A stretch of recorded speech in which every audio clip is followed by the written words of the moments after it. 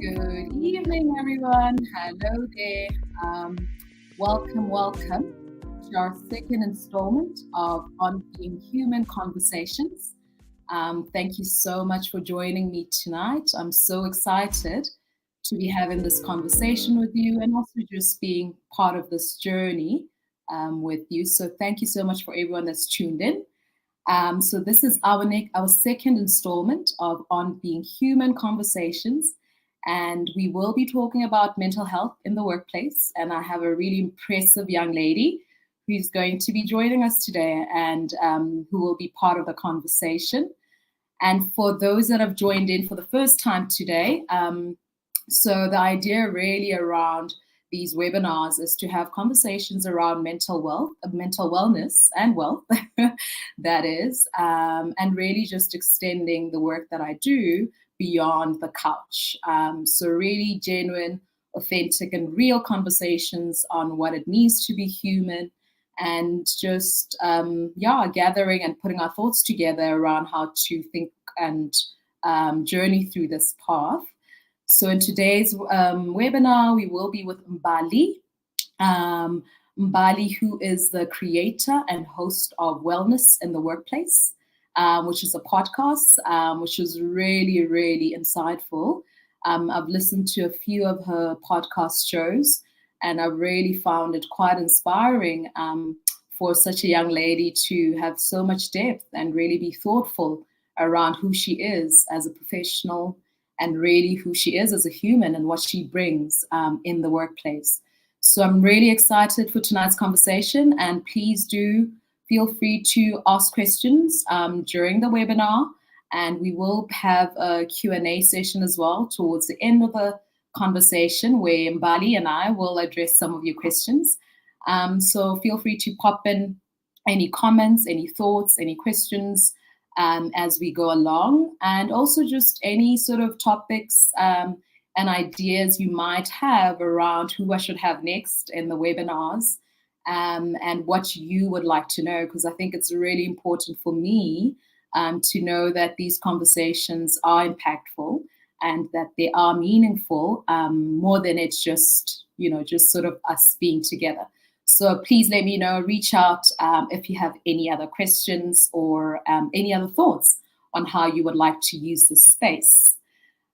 So let me introduce our guest for tonight, which is Mbali Mzingane. Like I say, Mbali is a creator and host of Wellness in the Workplace podcast. And Mbali is also a marketing professional. She has a background in communications as well. And she is in the IT industry, Mbali, if I'm correct. So that's just a very brief synopsis of who Mbali is. But perhaps, Mbali, let's maybe tell the audience who you are. So tell us a little bit about yourself and the work that you do. And yeah.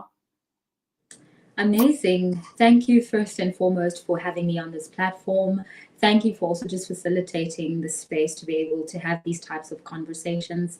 I think through the work that I do as well via Wellness in the Workplace, the key priority of mine is to shed light on these types of conversations and to destigmatize things such as mental health in the workplace, right?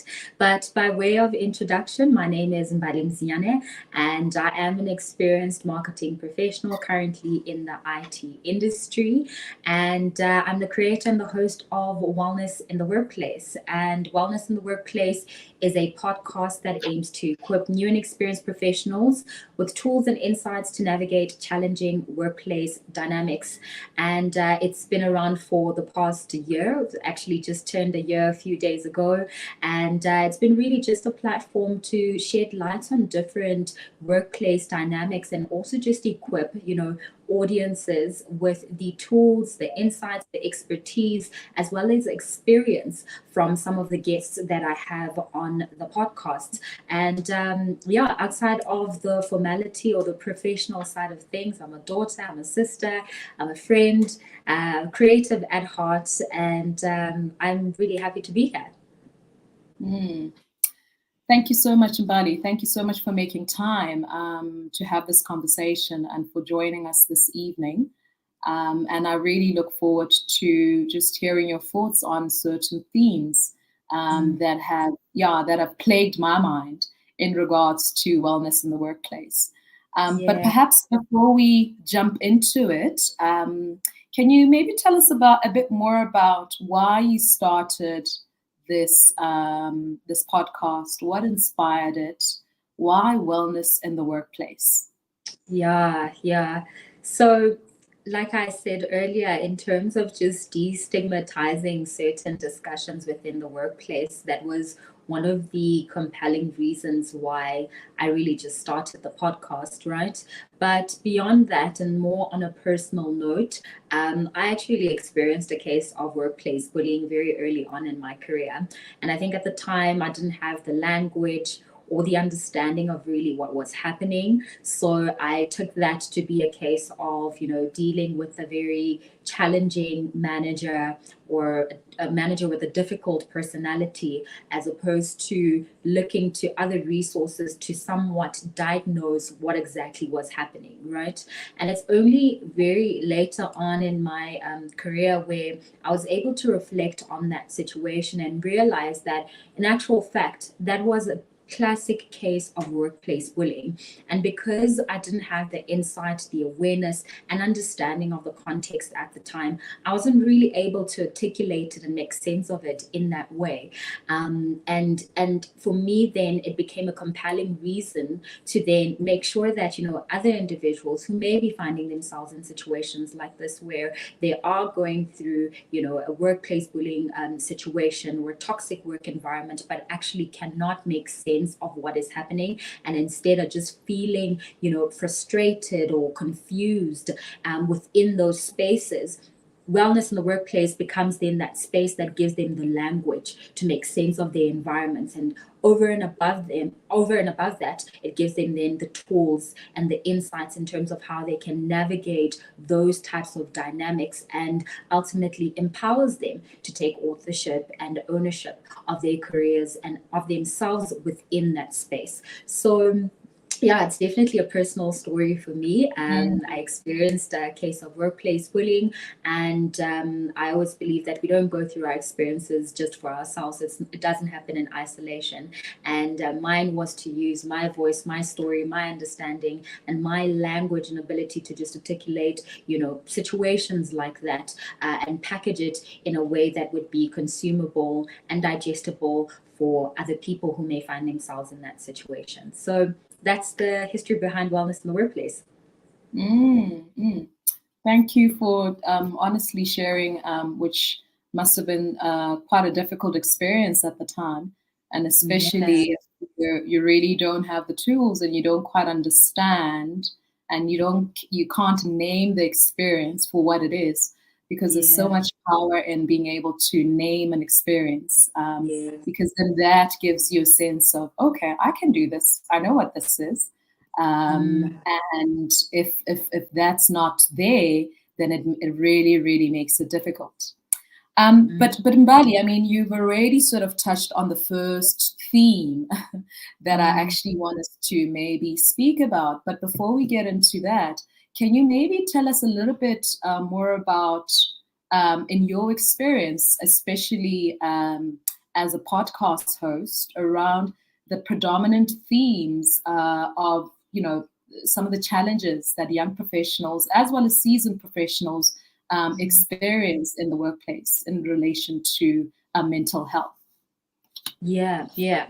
So I think an overarching theme for me in all of the topics that I've really just covered on the podcast is around psychological safety, right? It all comes back to that. A lot of individuals find themselves in work environments where they don't necessarily feel psychologically safe, because it could be a toxic work environment. It could be a case of having a toxic manager or a toxic boss. It could be a case of experiencing workplace bullying laterally with some of their colleagues or within their team, where there's a sense of isolation, or what we would call mobbing. There's another term called workplace mobbing, where you become a target because potentially of, the views that you share, the ideas that you bring forward, or not necessarily conforming to what the culture is within a specific team, because maybe you are true to your values and have a sense of knowing who you are and what you're about, and then that makes you inevitably a target for workplace mobbing. So a lot of the themes that really come up, happen at a psychological level where it's very difficult even for people to articulate exactly what it is that's happening, because a lot of it sits with the feeling, right? It's not easily identifiable to the next person what is actually happening, but instead you on the receiving end, who is dealing with this toxic boss, who is dealing with this competitive or toxic colleague of yours, is you're the one that's actually feeling that. So those feelings of frustration, the feelings of confusion, feelings of not feeling safe within the environment because of not having the right structures, right support, right modalities as well, or means to be able to resolve some of those issues, results then in that lack of psychological safety, which then translates into sense of a self-doubt. It translates into questioning your capability, your competencies, and ultimately results in your ability to be productive within a specific team, and then that affects your performance. So all of these themes that really come up speak to how an individual feels within the space that they're in. Are they psychologically safe? Are they in spaces where they are enabled to voice out their opinion, where they are supported, where they are seen, where they are valued, and where they're validated? And you'd find that in most, unhealthy or toxic work environments or situations where, one is dealing with a boss who is toxic, that is not the case. There aren't any feelings of being supported or valued or seen or validated, and ultimately that sense of safety is then eliminated. Sure. That's really interesting. And I suppose as you're speaking, I'm trying to visualize what that looks like practically. What does a toxic workplace look like? What does that mean in practical terms? Do you have an example for us? So I would say that, a toxic work environment, as I've mentioned, is an environment that does not value, support, or enable individuals within that environment, right? Where there is clear inconsistency and incongruence between the values of the organization and the culture of the organization. And where if the company or the organization stands for certain values such as inclusivity or belonging or kindness or diversity, whatever the case is, that isn't necessarily translated in the behaviors. It's not necessarily translated in the culture within the organization. And when you think then about, toxicity within the workplace in more practical terms, the lack of support is very evident in the sense that individuals are not given the space to be able to voice out their opinions freely. They're not given the space be able to put forward their ideas, that specific individuals are the ones that are constantly elevated or highlighted within a work environment.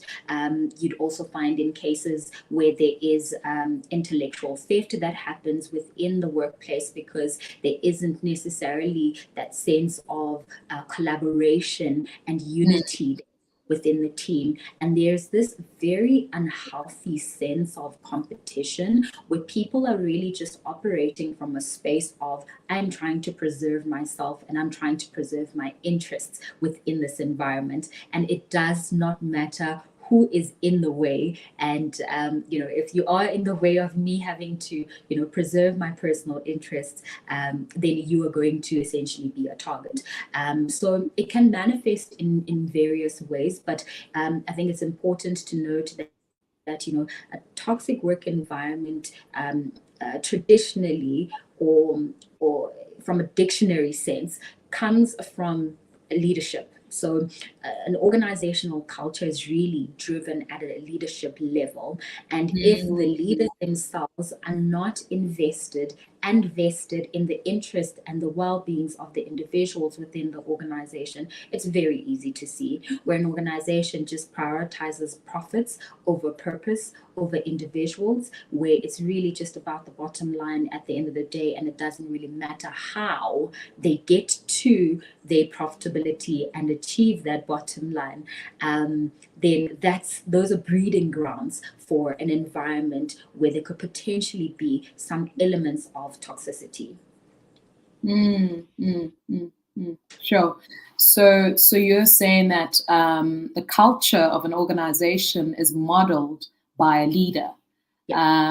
And it's really based on how the leader executes the values of an organization.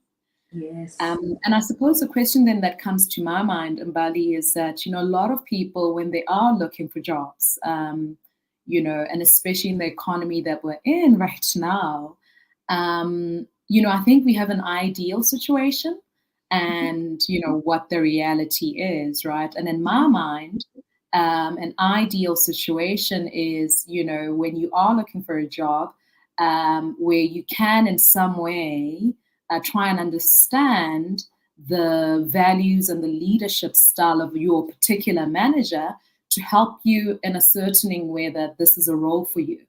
But that's ideal. In this economy, you don't have that privilege of actually saying, okay, let me try and understand what the leadership style of this manager is to inform my decision around whether I want this role or not. So I suppose I'm curious about that, about how do people navigate that? Yeah. So that is the tough conversation, right? Because I think socio-economic context is very important, and that's why when we do have these types of conversations, it's important to bring in different parties. So not only to speak about it from an individual standpoint, because there is a barrier and limitations to which an individual can influence within their capacity. And that's why it's important then to bring in conversations around the organization and then the responsibility then that the organization has to truly transform and put the employee at the center of their business. But to answer your question more directly, I think it definitely is a challenge to be able to, gauge firstly, the leadership style, the values of an organization when you are in a position of desperation and of survival, right? Those things become secondary to your well-being. But I do think that it is still worth the reflection. It is still worth the time to do that self-evaluation and assessment of what does wellness and well-being look like for me in this work environment. And granted, I do have all these other stresses and all these other priorities that I do need to attend to because I have to live, I have to survive. But there is, I think, that invitation to then say, what matters to me the most and how do I want to show up in the workplace? Because only in doing that will you then be able to assert yourself within the workplace. Will you then be able to assert your boundaries within the workplace? Will you then be able to have a clear picture of exactly what it is that you would like to get out of that environment, whether it is, potential, promotion, career advancement, whatever the case is, the opportunity to do the reflective work is always there. And also just obviously taking into consideration the circumstances that an individual may then find themselves in, to be able to balance that and to manage that within the context that they find themselves in.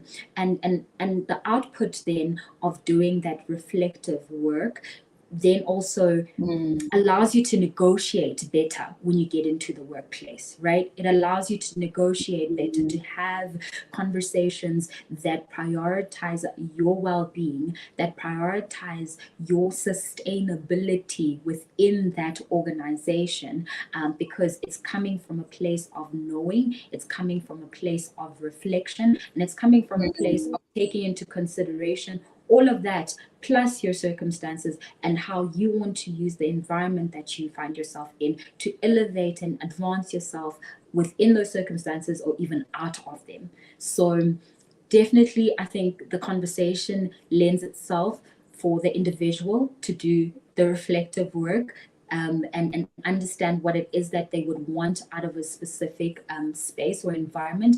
But also, it lends itself to then call on organizations to question that, are we creating spaces where people feel safe, where we're able to say that, you know, our employees do feel seen, do feel recognized, and when they do have, you know, those complex you know, personal dynamics, that this is a space that's not going to chastise them for that. This is a space that's going to actually enable them to be able to elevate themselves out of those circumstances, or at least at the very least be able to navigate their personal circumstances.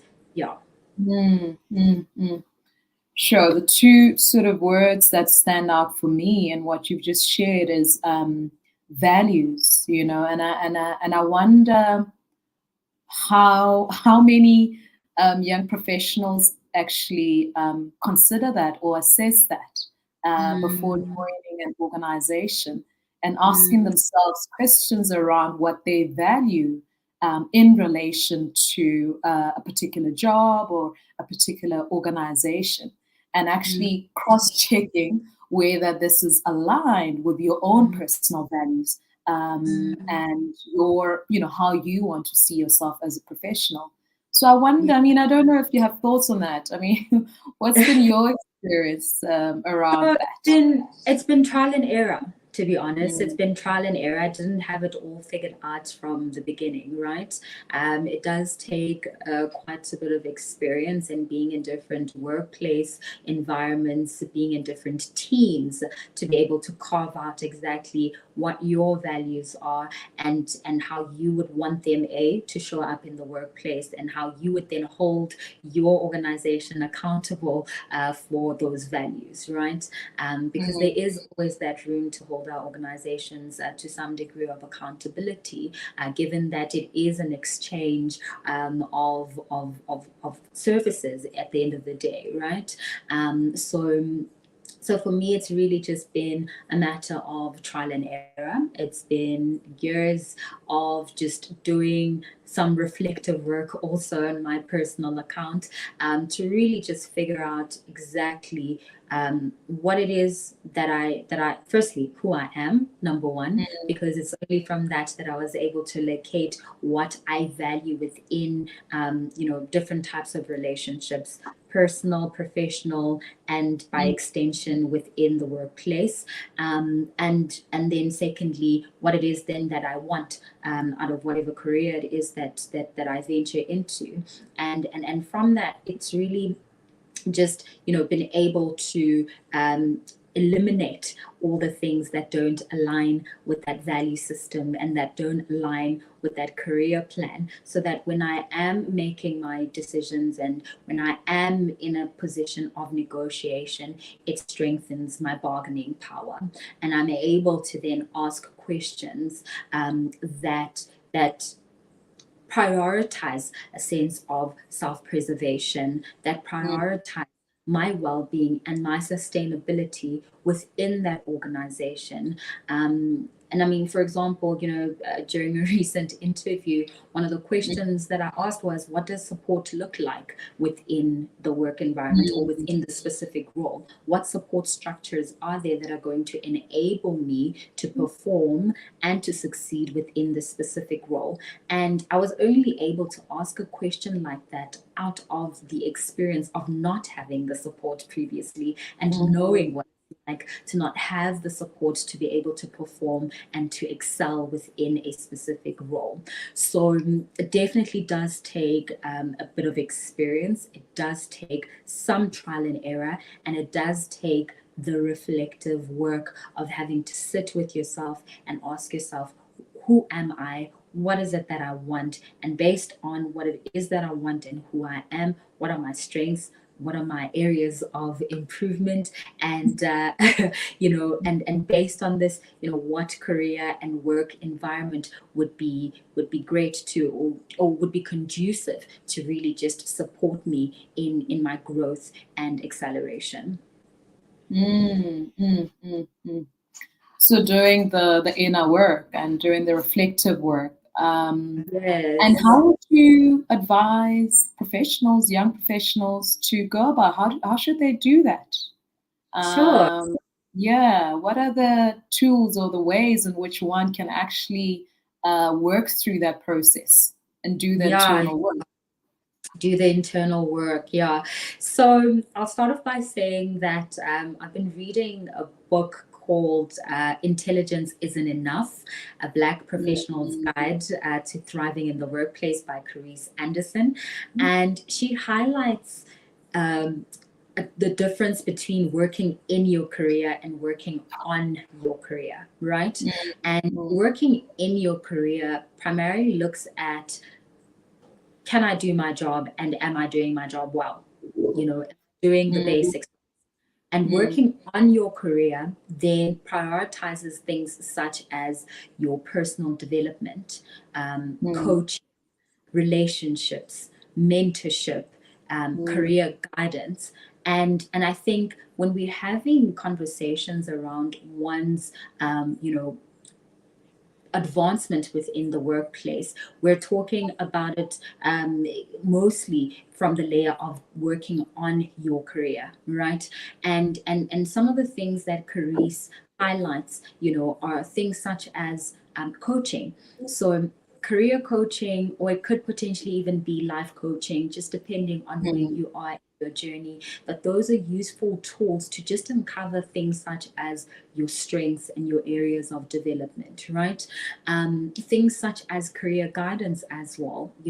I know at university level they even offer career guidance services, and utilizing things such as that if you are a recent graduate and looking to really just start the journey of having to be intentional about how you show up in the workplace and also in the career that you're going into.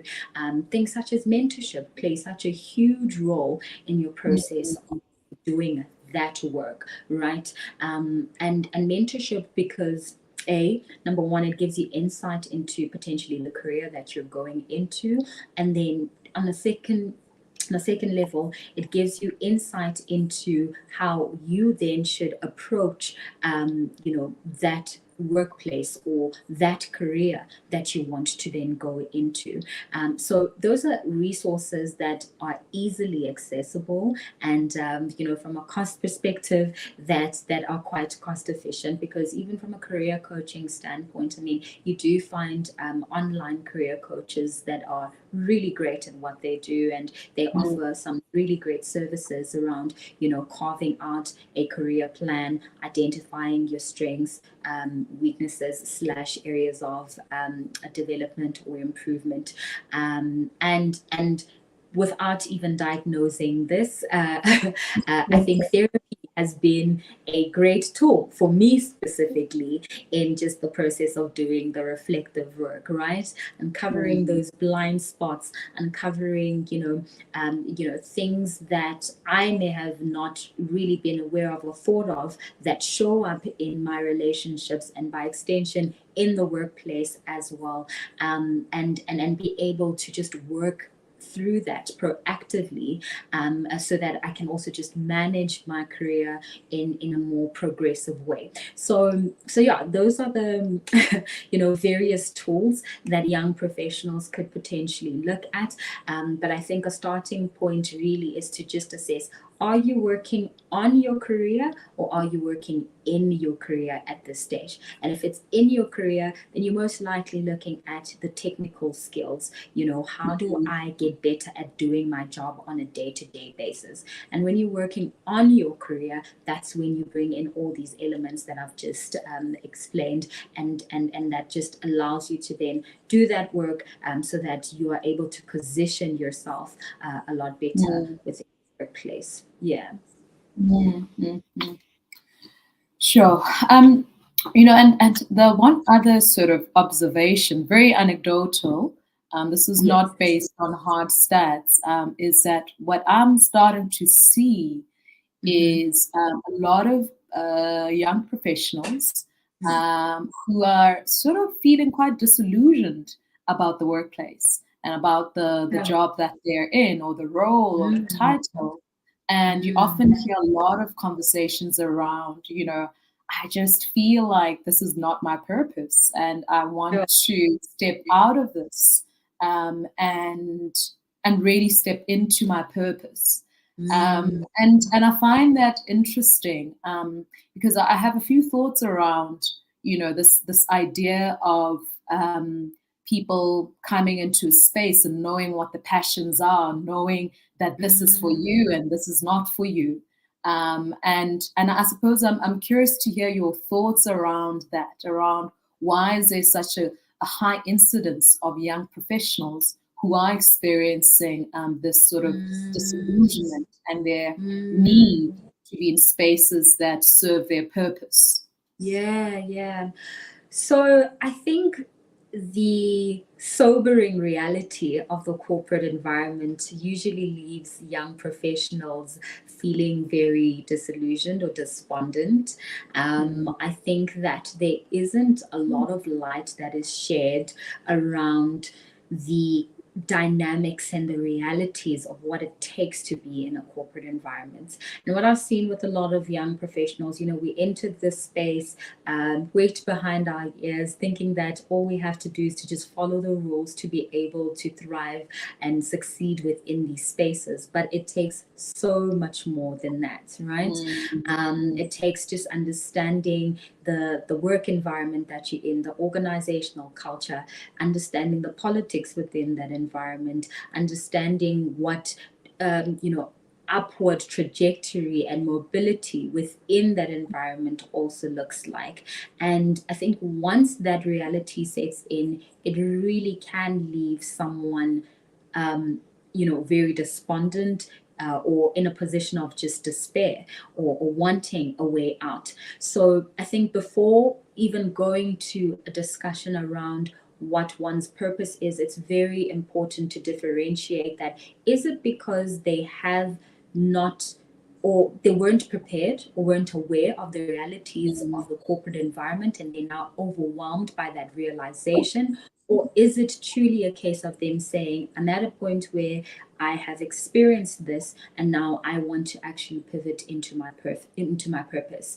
And I mm, think that differentiation is very important, because I would even speak from my personal experience that I experienced that very early on in my career, where I was ready to just pivot, and to go teach English in China, and mm, and and it's only when I spoke to a mentor, that I was able to identify that difference, that it's actually not a purpose centered discussion that we needed to be having at the time. It was a, this is the reality that you're in. This is the ecosystem that you're operating within. You need to now get the tools to be able to operate in that ecosystem mm, more efficiently. And you mm, need to know how to then make it work to your advantage. Do not be overwhelmed by the reality of what it takes to be in a corporate space. Rather mm, than, take on the responsibility of equipping yourself with the tools, with the insights, with the relationships that are going to allow you to navigate that space a lot better. However, I do mm, understand that there are young professionals who may have genuinely and sincerely come to that realization that this actually just might mm, not be for me. This is not my thing. I do want to, follow my purpose, and I think that's a great place to be in, to just get to that level of discernment and understanding of oneself. And I think once you get to that point, it is important then to just, do also once again that reflective work to say, okay, what does my purpose look like? What does that actually mean for me? And what is it going to take for me to then pivot into that, and to set up the necessary steps to be able to get to that place that I deem to be more purposeful? Because not everybody has the luxury of just leaving their job, as and when they feel, right? Not everybody, has that level of comfort or privilege to do that. So having an exit strategy in place is also very important. Whether it's an exit strategy to leave the corporate environment altogether, whether it's an exit strategy to try and pivot into another career or pivot into another industry. And that's where the career coaching, career guidance also then comes in, because then you seek that, the plan that's going to assist you to then break into either the new industry you want to go into or into the new role, where you uncover, okay, these are the skills that I need to have. These are the industries or the types of roles within this industry. And based on my level of experience, based on my strengths, based on my competencies and capabilities, this is how I then need to package myself to be able to appeal to a recruiter or a hiring manager in the specific industry or company. So all of it does take concerted and intentional effort to put it together. And I think a starting point is definitely differentiating between, is it a purpose-centered discussion that needs to be had right now, or is it a case of me being overwhelmed by the reality of the corporate environment and thinking my way out is by leaving it altogether? Because those are two different discussions. And I think they should be then approached, in a relevant way based on where one is between the two. Sure. And I'm very much interested in the latter, the latter conversation, because I imagine it must have been such a mind shift for you when your mentor said, you just need to adapt to this organization or this, this sort of structure, which we call corporate or an organization or the workplace. Because, the reality is that these structures that we call our workplaces, they have a life of their own. They have their own histories. They have their own ways of doing things. They have their own personal interests. And I suppose I'm quite curious about, how you navigated that in your mind and how you then prepared yourself to respond and adapt in a way that benefits you to this thing called corporate or an organization. Corporate, yeah. So for me, that was a catalyst. That conversation was a catalyst to leave the organization that I was previously in, right? So it was the thing that unraveled, my discomfort in that specific organization, because not only did I realize that this is not where I could potentially grow. This is not where, my career aspirations could actually be realized and fulfilled. And realizing that the institution and the systems do not enable and promote someone that looks like me to thrive in that space. That's when I realized that, okay, maybe it's not so much a trying to figure out how to make this work or leaving this altogether to go teach English in China. Maybe it is a matter of, seeking out a role within an environment that aligns with my values, that aligns with my career plan, and where I could see potential advancement and a clear trajectory of what my career would look like. So even having those types of conversations and approaching them from, a place that is relevant to the situation, it gives you that sense of clarity. And for me, that's exactly what it did, is because it allowed me to take a step back and to just evaluate where I was and who I was within that environment, and then to apply the necessary measures to make the next step. Because sometimes the next step isn't that, oh, I need to make it work within that environment. Sometimes the environment can be so, counter your plan, could be so, what's the word, it could take away so much from what it is that you're trying to achieve within that specific place, that one of the real and honest conversations that you then need to have with yourself is that maybe the next option is to actually leave and seek out a different environment. So for me, in terms of my personal experience, that's how things played out. But that conversation and understanding the differentiation between the purpose-centered discussion versus the realization of the corporate environment and what it takes to be in the corporate space and how to navigate that, was the beginning of discussion that unraveled so many pointers and unraveled what my next step should really be in terms of pivoting into either a different company or potentially even a different role altogether. So that's how things played out for me.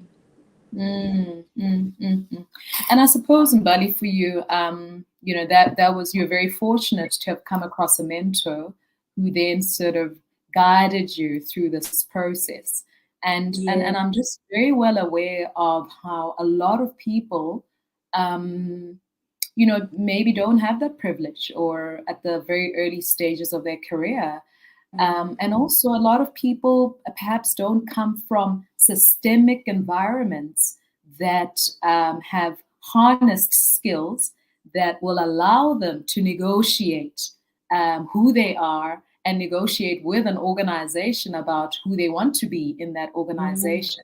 And I think that's such a painful process to watch, where I've seen a lot of bright professionals, from university who were the cream of the crop in their class, and then that switch into corporate is such a huge jump for them, and it's a complete culture shock around, oh my gosh, I'm now in an environment where I'm asked to negotiate my salary, first of all. I'm asked to advocate for myself during those evaluations, those KPI evaluations. And I'm required to set boundaries to protect my wellness. And I don't know if majority of our population actually come from environments that have, harnessed those skills.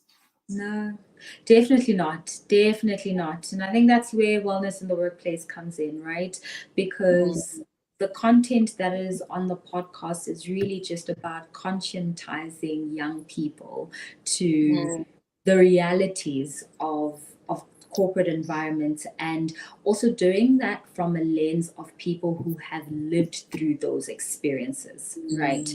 And people who are able to speak to the different challenges that they have had to overcome to be able to gain some sense of bargaining power within these spaces, right? And really just the podcast for me focuses on individuals like that, because at the time when I was experiencing workplace bullying, I didn't have resources or an outlet to be able to make sense of, what that was. And I think even for the young, bright graduate, fresh in a corporate environment, who's now overwhelmed with the idea of negotiating their salary, having to set boundaries, they also probably don't know if there are outlets, that they can look to. And it's really just about then creating platforms that allow for, or enable rather, young professionals to be able to just, be empowered when they enter these workspaces, because I think that sense of empowerment for me is a source of wellness. Having that sense of having to be able to stand your ground and assert yourself and set your boundaries, that is a form of self-preservation, and ultimately it translates into your wellness. And the content on the podcast really just focuses on that. I mean, one of the recent episodes is around even doing something as simple as job searching. It's actually not simple. It's very complicated and it's very hard, and it's a full job itself.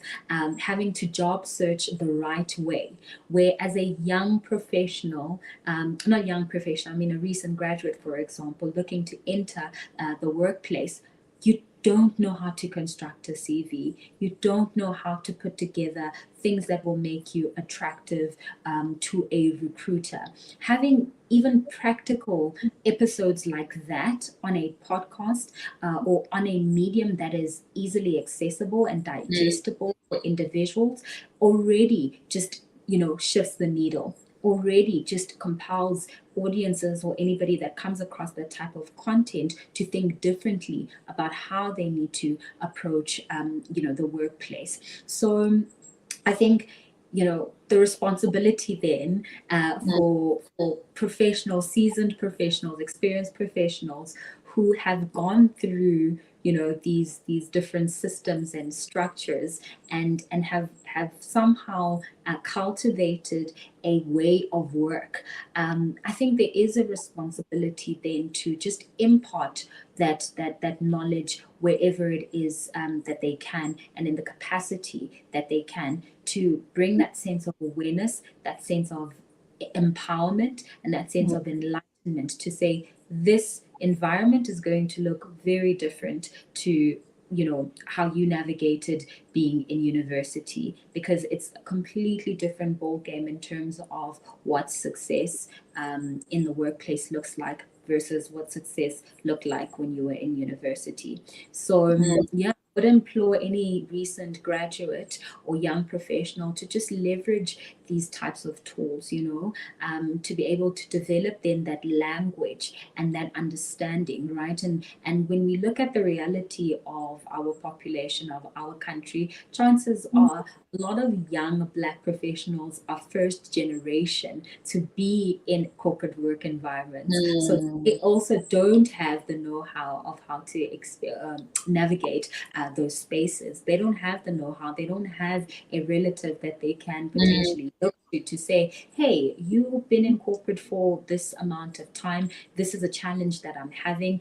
Are you able to help me navigate it? We don't have that privilege, because when you look at the history of our country, Black people were previously marginalized when it comes to being in corporate environments like this. So when you consider it then from that contextual standpoint, I think the responsibility becomes that much more for people who have been through these systems or are still in these systems and still figuring things out, to then impart some form of know-how, some form of knowledge and insights to say, this is the reality that you are coming into, and this is how you can approach it. Yeah, absolutely. And I mean, when you speak about histories and where people come from, and when I often work with organizations or work with professionals within organizations, I often I think about organizations actually as families, just as much more organized families. And oftentimes the question that I ask people that I work with is to reflect on the role that they've often taken in their family, the role that they take in their family of origins, and think about whether that dynamic is also playing out at work.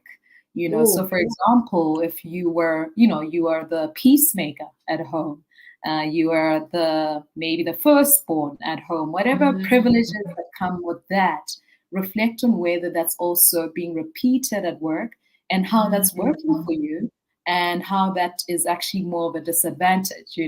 Are you the last born in the family, or are you the one that in a team at work, are you the one that everyone will say, oh no, but Mbadi will do it, because you're so used to being the person that carries a family system.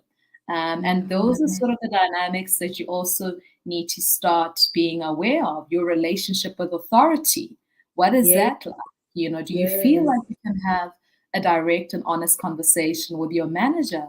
Or does that feel like, oof, I can't quite speak to my manager in a particular way, or Mm, I can't ask for a raise. You know, I wait for my manager mm, to say, this is what you'll get. You know, and it's really, I think, an important exercise to reflect on when we talk about team dynamics. Are you the favored one in the yeah, team? Are you, yeah, you know, Mbali's favorite yeah, as an employee? And yeah. those dynamics also play out as much as we try and separate work and personal life, but they're just so Mm, intertwined and they mm. evoke so much for us. Yeah, yeah. No, I completely agree with that. But they play out when you are not intentional about how you want to show up in the workplace. And I think people think that, you just default into how you navigate other types of relationships and in other types of spaces that you find yourself in. Whereas the reality in corporate that it doesn't always work out that way. Mm, You have to consider the political nature of being in a corporate environment, and then question if how you show up in your other relationships is going to be conducive to how you will show up in the workplace. So mm, as much as I think we can consider organizations as a family structure of some sort. I think mm, the virtue of self-interest within those environments that individuals come in with mm, then takes away that element of feeling like it's a family sometimes. And I mm, think that's mm, the reality that we then need to be aware of, because of that self-interest, that is the thing that then contributes to the politics within the corporate environment, and understanding who the key role players are and how you engage with them and how you develop relationships with them. So mm, I think when you are intentional and you are aware of how you want to show up in the workplace, your default wouldn't be to show up in the same way that you do in your other relationships, because the mm, dynamic looks different, mm, and primarily because there is a level of self-interest that each mm, individual comes into the workplace comes in with. As much as we all anchored by the same vision and mission of the organization, at the end of the day, individuals are looking to themselves to say, it is about my self-interest, it is about what I'm trying to get out of this space. And sometimes it can get to a point where people don't prioritize collaboration or teamwork, mm, in certain projects or dynamics. So yeah, I think when you're not intentional or aware of how it is that you want to show up in the workplace, you can easily just slide into how mm, you've always shown up in your other relationships, and sometimes that could be to your detriment. absolutely. All Mm. right, buddy, we are at the point where we can start taking in questions. So I want us to Yes. maybe head over to the question chat box and see if we find questions. And the first one here in Bali is, as a leader, how do I imbibe a culture of accountability and excellence without being toxic? Sure, sure. That's a really good question. So I think honesty, transparency, and openness are very key. If you're Mm, going to hold, your subordinates accountable, it's very important for them to know exactly what it is that they're being held accountable for, what was actually mm, expected of them, and to have that consistent dialogue that allows for that openness, for that honesty, and that transparency to take place.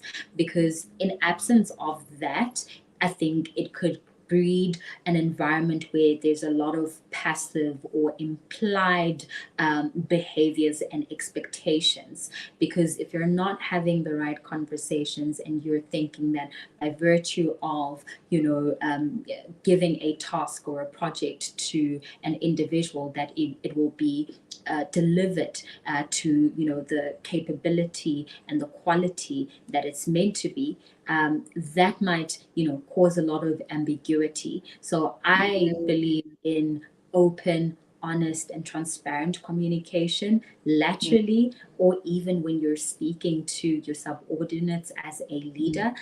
Instill that culture of openness so that within that openness, you're able to then hold each other accountable. Within that transparency, you are able to point out, this is where things went wrong, this is where things needed to have been improved. And in so doing, then that creates that culture of excellence. So it starts with having very open, transparent, and open conversations with your subordinates, making sure that there's that consistent feedback, that we're not only waiting for performance appraisal at the end of the year or just before, you have to negotiate for salary increases or bonuses, that there is that consistent loop of feedback where you're giving feedback, they're giving feedback to you, and you're creating an environment that then cultivates that openness, transparency, and so, yeah. All right. Thank you so much. I think it was from Fourfinger for asking that question. And the second question, Mbadi, which was also raised, was workplace bullying. I know this is a massive topic, and it's a pandemic in corporate spaces. But in a very sort of summarized way, how would you define workplace bullying, and how can someone identify that they're in that dynamic? Sure. So, yeah, workplace bullying is definitely a beast of its own. I think we would need a part 2 of this webinar to uncover that. But how I would definitely define it is an environment or a context where, one person feels intimidated or threatened by not living up to, delivering, or meeting certain standards. And this can happen in very overt and covert ways, right? So if as an individual, you're feeling very intimidated, you're feeling threatened and unsupported within a work environment, it can manifest itself in covert ways where it is implied in certain things that, your leader or your counterpart or colleague can actually say to you within that space, or it could be very overt where it is a clear, a case of intimidation within the workplace. And in covert ways, it can also just lead to things such as being isolated, within, certain social contexts within the workplace. It could lead to just being excluded from emails, for example, because, the individual or the perpetrator rather is, trying to potentially even sabotage you or put you in a very a disadvantaged position within the workplace. It could translate into being, being incessant communication, for example. Say your leader, sends you an email and then quickly follows that up with a call, quickly follows that up with a WhatsApp, where there is that sense of micromanagement that is taking place, but in a very unhealthy and anxiety-inducing ways. And I think, if you're feeling feelings of frustration or anxiety or intimidation, or feeling like you're being threatened or your livelihood is being threatened within that space, then you're most likely being bullied, right? If you're consistently being isolated, you're being, left out of key discussions, key meetings, key email trails, you're not being, recognized for advancement within the workplace, or sometimes there's even like unkind comments that are being thrown your way as a means to humiliate or embarrass you in front of a large group of people, and in so doing diminishing your credibility, then that could also be a case of workplace bullying. And I think it's very important, if you feel, disempowered in that position, to either find allies that can, corroborate what it is that you're experiencing and what it is that you are seeing, because it's very important to have people to validate what you're going through, because sometimes you can actually convince yourself that maybe you're thinking too much about it, maybe you're making a big deal out of nothing, when in actual fact it is not okay. So it's important to find then, a community of people or allies that can corroborate your experience, and after that you have to then just monitor if that behavior happens over a certain period of time, because the thing that is consistent about workplace bullying is that it happens consistently over a period of time. It's not just a one incident where it's isolated and that was and then you deem that as a case of workplace bullying. It has to happen consistently over a certain period, over different topics, and potentially around different people. And I think once you have that certainty and that confirmation and that evidence, then you have a case that you could potentially work with in terms of taking it up to HR or other avenues that you can explore. Sure. Thank you so much, Mbali. I really appreciate you being here today. We have reached the end of our session. I know we have quite a few questions. Hopefully I can post them on the Instagram page, and if you do have time and if you're so generous, maybe Mbali can answer the questions there. But we have reached the end of our webinar. And I really just want to thank you, Mbali, as well as the audience for joining us this evening. And I really look forward to walking this journey with you. And I hope that you found today's webinar helpful and insightful. And I look forward to seeing you again at the end of March, on the 22nd of March, where we will be continuing and chatting about some of these dynamics. We will be speaking about motherhood and the workplace, and renegotiating that identity in the workplace. So please do register for that webinar. We will be with Hilda Kraha, who is the CEO of the African Talent Company, and she will be sharing her wisdom with us. So thank you so much, everyone, and I hope you have a lovely evening going forward. All right. Thank you. Thank you. Bye. Bye-bye.